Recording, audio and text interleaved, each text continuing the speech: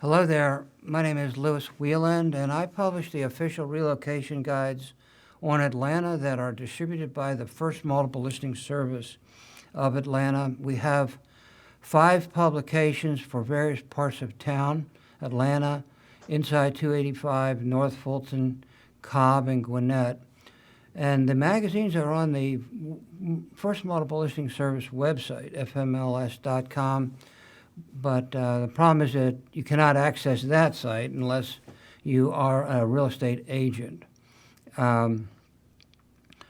are also on my website, atlantacommunityprofiles.com, along with a great deal of other information about Atlanta, and along with some other of our shows that we've done that are shown there on the YouTube channel. We have a resource directory for products and services for commercial and residential real estate agents and their clients. And I'm also a commercial realtor, a member of the Atlanta Commercial Board of Realtors. And if I can help you with any of your real estate needs, please let me know.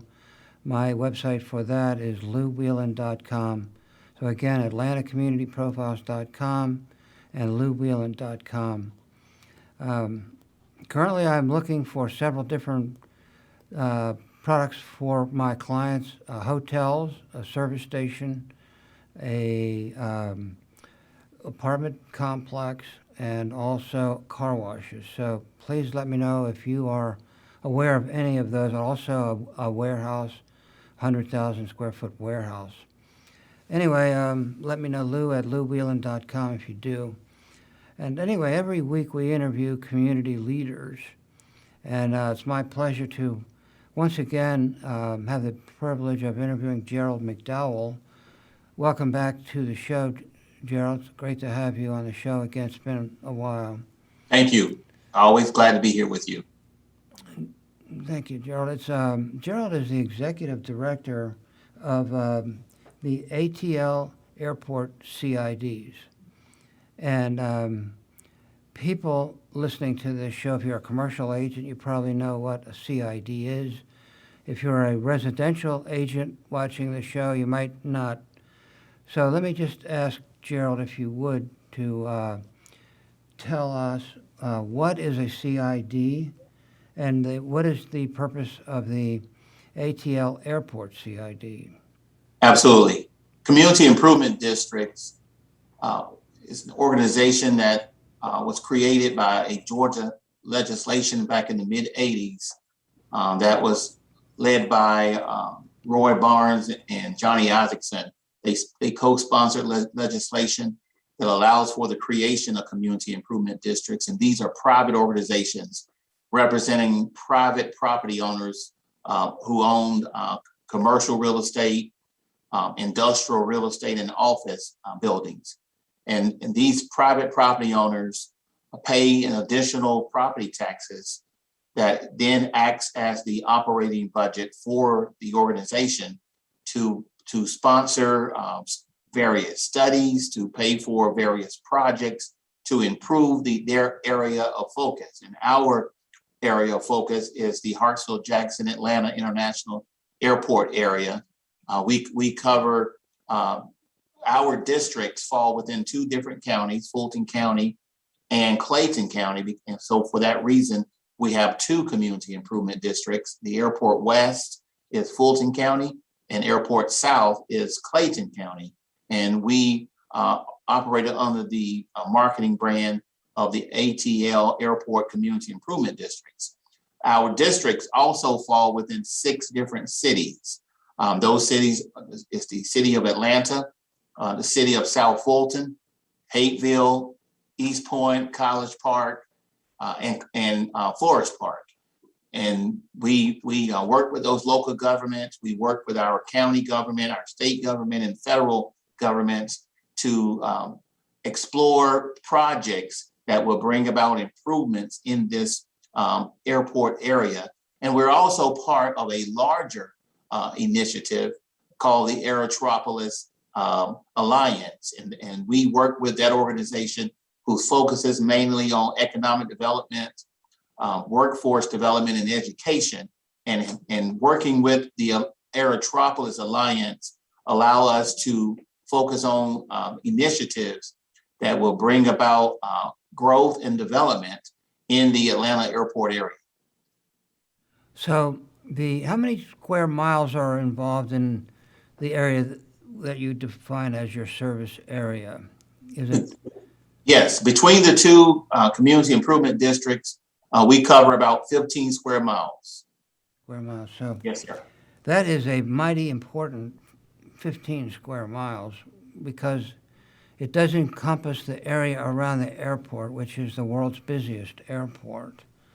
And so it's a high-profile area and a very important area to the well-being of the entire metro area itself. And would you just try to tell us a little bit about some of the projects that you're involved with, you have been involved with, and are currently working on? Absolutely. We put out an annual report, and a year ago, we put out an annual report that covered our first 5 or 6 years. And both CIDs, both the Airport West and the Airport South CID, had 2 priorities, and that was beautification and public safety. And so because beautification was such a high priority, we have hired a landscape maintenance crew, and we have them on the contract, and they service those 15 square miles every week. They are mowing right away. They are removing trash and debris, and they do that on those on streets throughout the 15 square miles on a weekly and a bi-weekly basis. We also coordinate our schedules with our local governments to make sure that every street is covered every week. And then with the maintenance and beautification, our next project that we are pursuing is to put up various monuments and wayfinding signage throughout the districts. And we are currently finalizing the plan where we will be rolling those out starting in year 2022. And we're working with our local government. And then with public safety has now moved into its 3rd phase, or what we call public safety 2.0. In phase 1, we hired a private security company, which provided 3 patrol cars, and the 15 square miles were covered 24 hours a day, 7 days a week by that service. And then we moved into phase 2, where we've hired off-duty police officers. So we have Fulton County off-duty officers or retired officers, and we have Clayton County officers, and we have a round-the-clock schedule where a patrol officer is covering those 15 square miles throughout both CIDs. And then now, as we launch Public Safety 2.0, we're turning our focus more towards technology, and we're looking at how can technology supplement the policing that is going on in our districts. And the initial rollout of technology, we now have over 50 license plate readers that are installed and operating throughout the 2 districts. And we're now, and then we're exploring a cloud-based camera system that will, if a business or a property owner has private cameras that they're utilizing, this system allows them to install what is called a core, and that core allows all those private cameras to be connected in a network. And so essentially, this cloud-based system we will give access to the local police, allow us to have 24/7 eyes over those 15 square miles, and it provides real-time access, so that when a criminal incident occurs, we don't have to wait for footage that we get from that property owner, that business owner. We have live coverage of that activity, and then the police will be able to track that activity and apprehend those criminals almost instantly, rather than trying to identify who was involved in the crime and resolving that over a matter of weeks, or if not months. And so technology, we are recognizing is a force multiplier, and that's where we're turning our focus to with our public safety 2.0 focus. Thank you, Gerald. That's very helpful. I know you have a video that might be of interest to show people. Can we take a look at that? It's a great way to get a feel for the area. Yes. The video shows our transit vision, and we have 3 transit initiatives that we are pursuing, and I would love to share that video with your audience.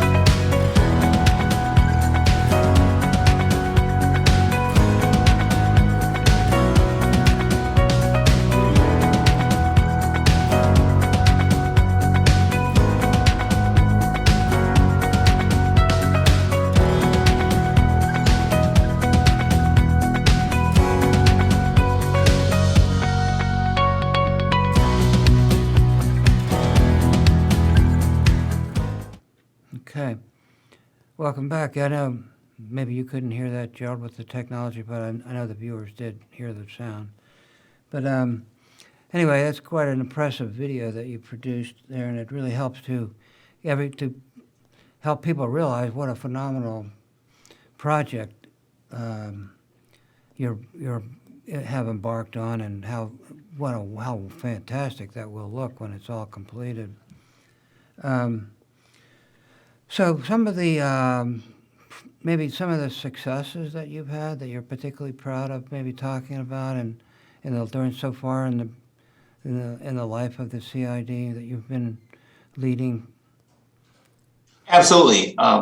With all CIDs, we work very closely with Georgia Department of Transportation as that agency advances programs and projects throughout the state.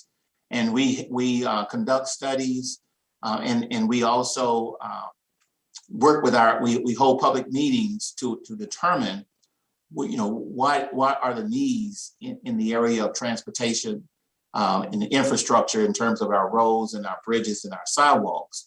One of the first projects that the CIDs were in partnership with Georgia Department of Transportation is on Kemp Creek Parkway and 285, where GDOT, or Georgia Department of Transportation, built the 7th diversion diamond interchange in the state. And that's where, when you cross over that bridge, you actually cross the bridge on the wrong side. And that design has proven to be very efficient and very effective in throughput in terms of when you get off an exit ramp and you need to cross a bridge. It's been proven to work nicely. And that was completed about a year and a half ago, and it has been very successful. It was approximately a $14 million project, and we partnered with Georgia Department of Transportation, along with East Point, Fulton County, and College Park, where we provided additional funds that covered some upgrades that we talked with Georgia Department of Transportation about including in the project. And those upgrades were with the fencing and the lighting, the traffic signal, and additional landscaping. And then there's also an area in 2 of the quadrants where we're going to put up a public piece that will be installed hopefully in the next year or 2. So that project was a great win. We had another transportation project with the city of East Point, where we partnered in this retail district that's called Marketplace, and there were a lot of traffic issues in that retail district, and we partnered with the city of East Point to build a roundabout. That was about a $350,000 project that we partnered with East Point and completed, and that has proven to be very successful in keeping traffic flowing in a very busy retail district. Throughout both districts, we received a grant from the Atlanta Regional Commission that allowed us to conduct what is called a freight cluster study, and that is looking at the movement of freight and logistics in the airport area. That study was completed after about a year-long investigation, and there were over 50 different projects that were identified for improvements in the airport area that will enhance and make business more efficient and more timely in terms of moving trucks moving through the area and freight and, of course, the logistics operations. And so we're very proud of that study. We're just now sitting down with Georgia Department of Transportation to incorporate some of those projects in their overall program, and we expect us to begin to see some of those projects started within the next few months, if not the next couple of years. We've also have had a number of studies that we've completed, and now we are beginning to pursue some of those projects from those studies. And one of those is the video that you saw, where transit and transportation has continued to be a challenge throughout the South Metro.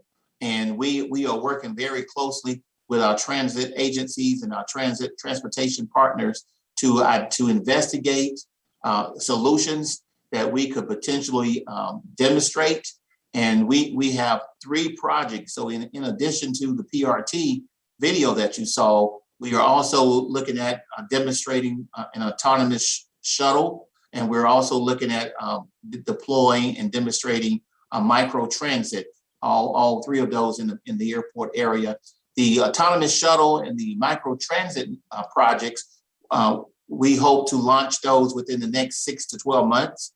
And then with the PRT project, we're working very closely with our local governments, with our transit agencies, with the state, as well as our federal partners. And we are at the point now where we're getting ready to work with MARTA to start a financial feasibility study for that PRT project. And then we'll move into identifying, qualifying vendors who can come and build the system. And we will request a proposal from each one of those vendors. And in about 2 years, we are planning to start construction with that PRT or that will encircle the airport and make strategic connections in Hateville, at the Porsche North America headquarters, at the Delta headquarters, as well as make a connection at the College Park MARTA station, and make a connection between the international and domestic terminals at Hartsfield-Jackson. And we have plans where that project will be under construction in about 2 years, and somewhere between 5 to 6 years, that PRT system will be operational in the airport area. And Lou, we believe all three of these, PRT, microtransit, and autonomous shuttles, are appropriate not only throughout the Atlanta region, but throughout Georgia. We believe that there are communities throughout Georgia that could embrace these solutions, and the airport area provides us an opportunity to launch these projects and have these projects demonstrated, and we will invite the region and the state leaders to come when these projects are operational to determine if it would be feasible for their communities. And we believe that these are affordable solutions that can be implemented throughout Metro Atlanta as well as throughout Georgia. So we are very honored and privileged to be investigating and pursuing these future solutions for transit and transportation. What about the residential component? How will this impact all of your work, impact the residential aspect of the area? Well, that's actually the primary driver behind us pursuing these projects. In the airport area, one of the things that a lot of folks in the region may not realize, because we just don't think about it every day, but the airport operations extends outside of the airport fence. And so in the airport area, you have 24/7 jobs. You have people who are coming to and from work 24 hours a day, 7 days a week. And MARTA goes offline for a period of time for maintenance reasons. And there are people who rely on public transportation who may not have that service available for them when they need to get to work or when they get off their shift and they need to go home. Also, you have a lot of people who live in the airport area in those different cities that I named earlier, cities like Forest Park and East Point and Hateville, College Park and South Fulton. They surround the airport area all throughout South Fulton, all throughout Clayton County.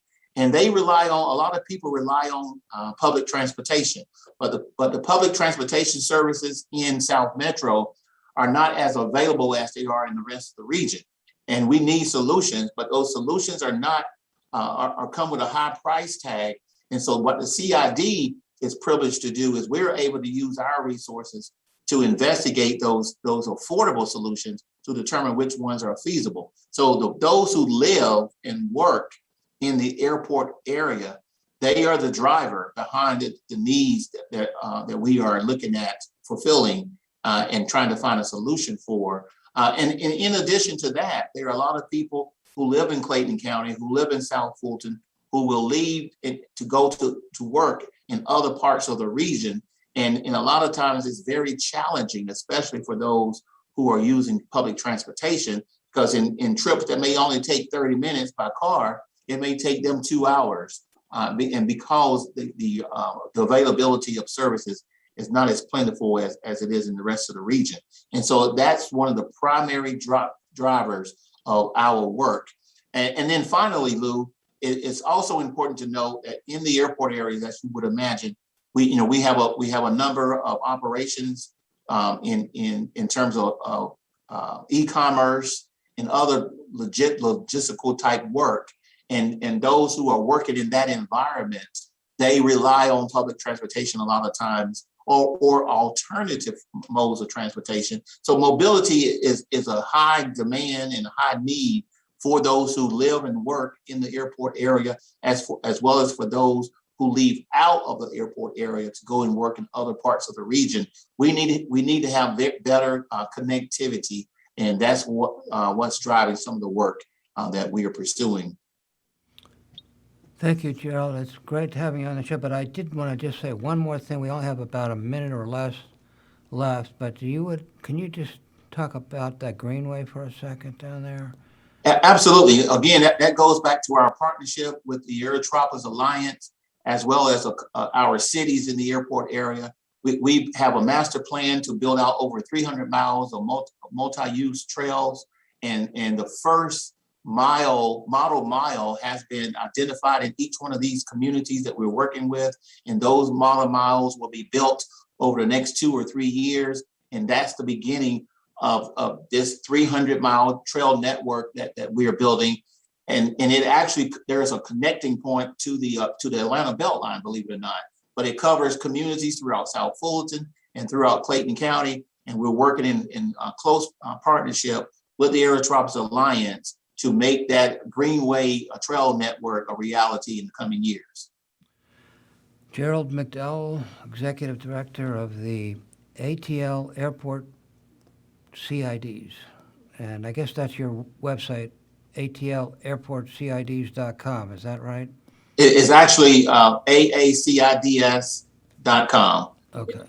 Yes, AACIDS.com. Okay. Thank you, Gerald, and thanks for all you do always. for the community and your sacrifices and your service. We very much appreciate and admire the work that you're doing there. Thanks for coming on my show. Yes, sir. Thank you for having me, as always. And thank you, Pro Video Talents and Donna Davis, for producing this program. Thank you for listening. Have a nice day.